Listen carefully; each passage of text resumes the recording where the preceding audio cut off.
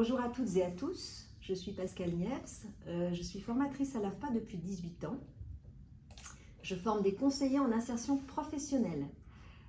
Ils ou elles pourront travailler dans l'ensemble des structures qui accompagnent la diversité des publics et notamment les jeunes dans leur démarche de projet professionnel, de recherche d'emploi, de reconversion. La carte Scaffold que j'ai tirée est la carte Authentic Assessment. Pour l'illustrer, je vais vous présenter une méthode d'évaluation que nous utilisons à l'AFPA, appelée la méthode active. Cette dernière considère que les connaissances se construisent, à la différence des connaissances qui s'apprennent. Cela implique inévitablement l'idée de l'action, qui est donc le point de départ de ces compétences. Ça suppose également que l'apprenant s'engage dans la démarche, qu'il soit motivé et que cela lui apporte une satisfaction. L'apprenant est impliqué dans un effort d'apprentissage collaboratif. Cela peut se résumer au terme action-expérience. Il peut tester cet effort en temps réel et voir s'il acquiert des choses en faisant. Différents moyens existent pour évaluer et tester cette méthode, notamment le projet de groupe. Le formateur est ainsi un guide ou un médiateur. Il ne détient pas forcément tous les savoirs.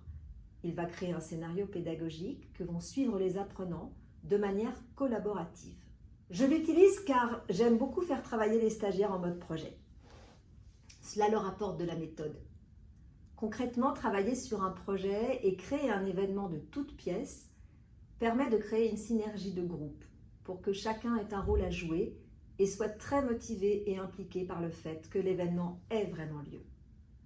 Par exemple, j'ai appliqué cette méthode à des apprenants, conseillers en insertion professionnelle, qui ont commencé la formation sans aucune compétence du métier.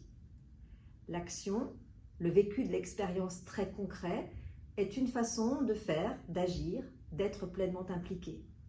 Il s'agit d'avoir un regard réflexif sur comment on fait, et c'est là qu'on se rend compte qu'on a des compétences.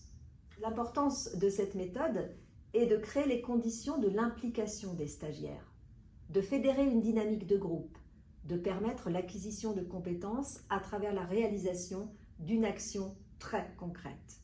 Au centre AFPA de Caen, un groupe de conseillers en insertion professionnelle a démarré sa formation et a expérimenté de la conception jusqu'à la mise en œuvre d'un job dating, qui constitue le projet de groupe dont j'ai parlé juste avant.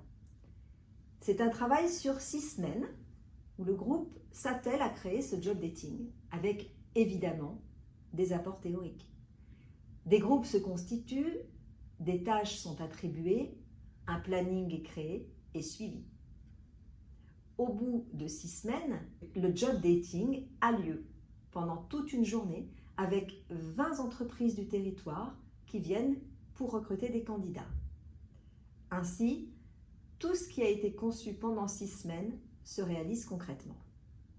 Ce job dating est une sorte d'évaluation finale qui porte sur le déroulement de la journée, où on évalue si tout ce qui a été conçu en amont a été une réussite ou s'il y a des choses à retravailler. L'évaluation est portée par la direction du centre, par les stagiaires et les employeurs présents.